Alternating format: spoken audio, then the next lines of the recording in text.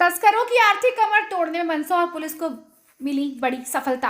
51 करोड़ की संपत्ति फ्रीज। अब समाचार विस्तार से। मंदसौर जिले में मादक पदार्थों की तस्करी के खिलाफ चल रहे पुलिस अभियान के तहत अब केवल तस्करों की गिरफ्तारी ही नहीं बल्कि उनके अवैध कमाई पर भी सीधा प्रहार किया जा रहा है।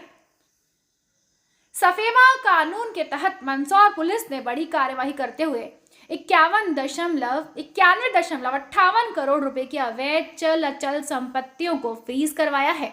पुलिस अधीक्षक अभिषेक आनंद ने शुक्रवार को प्रेस वार्ता में इस कार्यवाही की जानकारी दी। 134 करोड़ की संपत्ति फ्रीजिंग के लिए प्रस्तावित एसपी ने बताया कि 1 जनवरी 2025 से 18 जून 2025 तक कुल 30 मामलों में तस्करों और उनके नातेदारों की कुल 134.76 करोड़ की संपत्ति का पता लगाया गया। जांच के बाद थाना प्रभारी और विवेचकों ने फ्रीजिंग आदेश तैयार कर सक्षम प्राधिकरण सफेमा मुंबई को प्रस्तुत किए।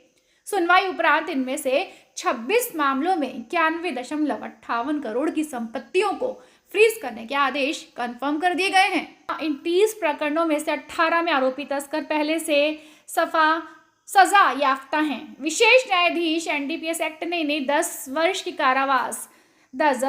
कारावास और जुर्माने की सजा सुनाई है। यह मंदसौर पुलिस की तस्करी के खिलाफ ठोस कार्यवाही को दर्शाता है।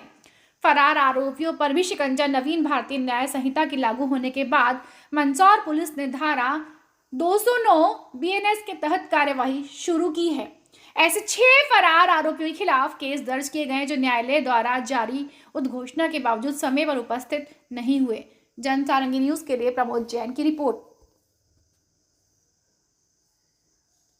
माननीय मुख्यमंत्री जी के और माननीय डीजीपी सर के निर्देशन में मंदसौर पुलिस लगातार जो है मादक पदार्थ तस्करों के खिलाफ एक अभियान छेड़ रखी। इसी के तहत जो है हमने जो मंदसौर ज़िले में जितने तस्कर थे उनके जो संपत्ति को आइडेंटिफाई किया। टोटल 134 करोड़ की संपत्ति है उनको फ्रीजिंग ऑर्डर जारी किए गए थे। टोटल 30 प्रकरण थे। इसमें टोटल जो है अभी तक 91 करोड़ की संपत्ति ऑलरेडी सक्षम अधिकारी सफेमा मुंबई के द्वारा फ्रीज कर लिया गया है। इसमें सबसे बड़ी बात यह है कि ये संपत्तियां केवल मंदसौर जिले ही नहीं अन्य जिलों में ही मतलब कि नीमच, रतलाम और धार और साथ में राजस्थान के जो प्रतापगढ़ और डग, इन जिलों की जो झालावाड़, इन जिलों की जो संपत्तियां उन सबको शामिल किया गया। इसमें 91 करोड़ की संपत्ति ऑलरेडी फ्रीज हो गई है। इसमें एक अन्य चीज़ उल्लेखनीय है कि 30 प्रकरण में 18 लोग ऐसे हैं ऑलरेडी जो कि 10 साल या उससे ऊपर की सज़ा के कन्विक्टेड है। अब इनमें अपन फाइनल जो कुर्की है उसके भी आदेश करवाने के इसमें प्रयास करेंगे। दूसरी बड़ी कार्रवाई मंदसौर पुलिस के द्वारा की गई है कि जो मादक पदार्थ के केस में जो आरोपी फरार थे उनको जो माननीय न्यायालय से वारंट जारी करवाने के उपरांत जो उनको खिलाफ उद्घोषणा जारी करवाई गई और उसके बाद फिर फाइनली नए कानून में 209 के तहत 6 लोगों के खिलाफ ऐसे अपराध पंजीबद्ध किए गए हैं माननीय न्यायालय के जो उद्घोषणा उसके उल्लंघन के केस में, और अब ताकि ये उनके ऊपर ज़्यादा से ज़्यादा दबाव प्रस्तुत किया जा सके। सर, इसमें और भी कुछ मतलब सिर्फ एनडीपीएस की धाराओं को या इससे ऐसे अपराधों को शामिल किया गया है या इसके अलावा अन्य भी कुछ ऐसे अपराधी हैं जिनकी संपत्ति जो है सफेमा के तहत? अभी जो सफेमा जो कार्रवाई होती है वो जो एनडीपीएस के जो आरोपी हैं उनके विरुद्ध जो मादक पदार्थ से अर्जित की तस्करी से अर्जित आय है उस पर की जाती है।